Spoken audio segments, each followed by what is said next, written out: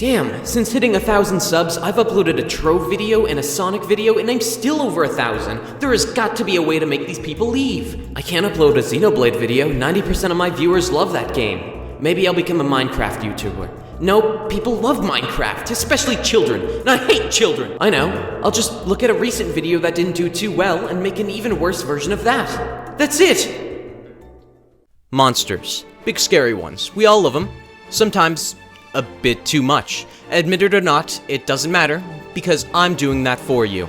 This is my list for the top 10 most fuckable video game monsters. Oh my god. If you couldn't tell by the despair found in this freeze frame, this video was not my idea. I just have very wholesome and respectable friends who are a great influence on me as a person and feed me with really great ideas for this little video making hobby of mine. I would say enjoy the video, but something tells me that's not gonna happen now, is it? Starting off my list is the classic character, Clyde the Ghost from Pac-Man. Blinky, Inky, Pinky, and Clyde are definitely up there for some of the most recognizable characters in all of gaming. Sure, they've not had any notable roles in any new games in actual decades, but they still remain top dog in terms of recognition simply because they're the video game characters that even old people recognize. So Clyde was chosen for this list simply because who doesn't want to be that guy who fucked a Pac-Man ghost, and Clyde is easily hands down the coolest out of the four of them because he hangs out with the cool people in Wreck-It Ralph. Next up on my list is the EnderMan from Minecraft. The EnderMan safely secures itself a spot on this list because of its mystical and eerie nature when compared to the other mobs in the game. Minecraft certainly has mystical elements generously scattered around its blocky yet still seemingly realistic enough world, with more and more wacky shit being added with each new update. From witches, mages, and beasts, to pig people, to now dark mold-covered caves filled with otherworldly abominations lurking beneath the rock. But out of all of those monsters, the first one to really add that sinister aspect to Minecraft was the EnderMan, nearly 11.5 years ago at the time of recording. Sure, there were zombies, skeletons, giant spiders, and weird exploding freaks, but facing off against those doesn't compare to that first time seeing that otherworldly lanky creature standing amongst the trees before blipping out of existence. I'm putting EnderMan on this list because of its horrifying design that's constructed in a way where you should never look at it, but you always have the urge to do so. Also, how its jaw completely unhinges, like damn, just think about the possibilities with that. At number 8 is the Castle Crasher's Cyclops. The Cyclops earns a spot on this list not for any aspects of their physical appearance, but because this is the most loyal and kind son of a bitch that we will look at in this video. In order to see the potential in this absolute fucking unit, you must look past his mean and rough looking exterior, because underneath all that armor and spikes is a sweetheart. Out of the 4 bad guys that each take a princess captive at the beginning of the game, the Cyclops is the only one who did it for someone else. Dude did it to set up their best friend with a wife from a far-off land, and what did you do as the heroes in this story? You kill that man on the day of his wedding, and the Cyclops is powerless to stop you. And then you kill the Cyclops. Now I know they still technically kidnapped a princess, and that's not good, but hey, it's me talking with a different cadence in my voice because I'm just watching this bit back, and I have no idea what the fuck I'm talking about in this next bit. It's really incoherent, so I'm just gonna cut it, so long story short. Anyways, ignore all that kidnapping shit, it's not important. The main point to be considering here is that the Cyclops is extremely loyal to those closest to them. So who's going to turn down a Cyclops companion who will fuck up anybody you want and be constantly loyal to you and will go out of their way to help you with whatever you need? Next up on the list is the Big Daddy from BioShock. Right, so I made this list about a month ago, and so I wrote the script to this entirely based off a few jot notes I left myself behind for each one of the things on this list. And the only thing I wrote for this one was Drill Arm. So I guess I saw that one scene from the first chapter of Burial at Sea where he goes,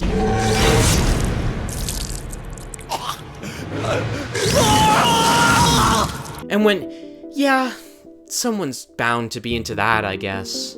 At number 6 is Kopa Tengu from Persona. This one, I guess I just put on here because he seems like a chill guy, you know? I feel like he's just a cool fucking guy. There's really nothing to it. He seems like he was, you know, one of those guys who's just really cool, you know? Like, he's that guy, yeah? Number 5, we're like halfway through this list. I'm really happy about this.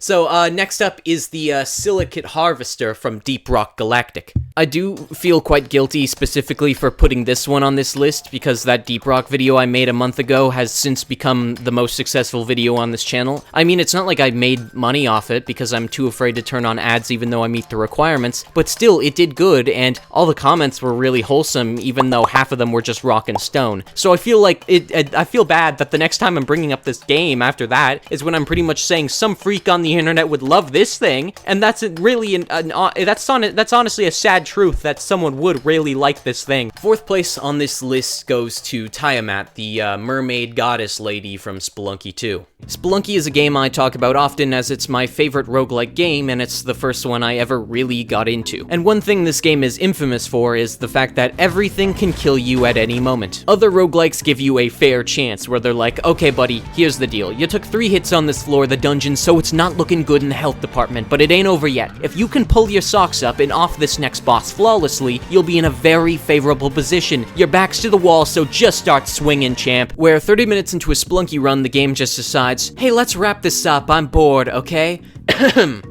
Die. You go through hell and then even deeper, and at the end of the tunnel you find a hot mermaid, so just because how much of a struggle it is to get there in the first place, the mermaid gets to be pretty high in my books purely because reaching her is an achievement itself. I'm not happy to put this next one on this list, but I would like to take this moment to talk about the Succubat from Dragon Quest XI. I mean, come on, Square Enix knew exactly what the fuck they were doing when they put these things in the game. They even gave them the ability to charm your team, for crying out loud. When I first played this game, which was apparently over 5 years ago, what the fuck? Nothing could have ever prepared me for hot demon bats.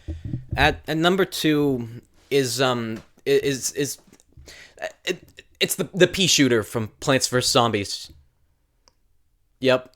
Actually, can I talk about this for a second? Just like one quick second, because every plant in this game is at least loosely based off of the real thing. Like, I mean, the sunflower, it's just a fucking sunflower. The walnut, it's a walnut. The cactus is a cactus. The mushrooms are all mushrooms, you know? The chomper is, like, loosely based off the flytrap or whatever. The potato mine is just a mine that is a potato. It's a potato filled with explosives. But what in the actual fuck is a Peashooter? I searched up what plant it's based on, and it always just leads back to peas, but peas don't grow on a plant that looks like this, so Crazy Dave himself constructed this new life form and whatever kind of fucked up lab operation he runs in that camper of his. Now let me also remind you that this is the first plant you unlock in the game, so he made this right at the start of the apocalypse for sure, and he probably modeled it like this for more reasons than one. He's the last person left alive, so of course he's gonna get at least slightly lonely, so I'm saying there's no shot in shit Dave's not fucking these plants. Yeah, that's enough of that. We got more important shit at hand to get to, like number 1 on this list.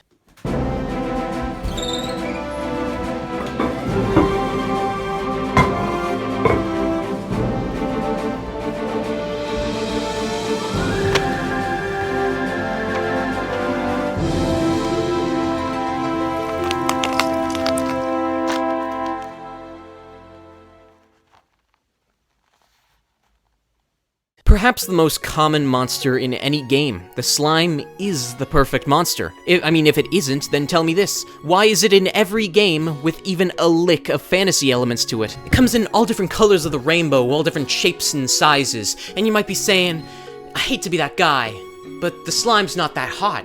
How could I possibly say no more? How's that for hot? You want one that's cool and cold if that's what you're into? Bam! Doesn't get much colder than this now, does it? And as far as this list goes, you may be asking, how do you fuck a slime? And to that, I simply answer, how don't you? It really doesn't matter, this thing is a giant ball of jelly. No matter what you stick into this fella, or where you stick this fella, you're probably doing it right. Slimes land an easy first place on this list, cause, I mean, they're perfect. I needn't say more, I'm literally not going to. Thank you everybody, all 4 of you, for making it to the end of this video. We looked at so many different games today and ranked monsters from those games on the most nefarious list I could have possibly constructed. And all of that has left me with one question. How the fuck do I end this video?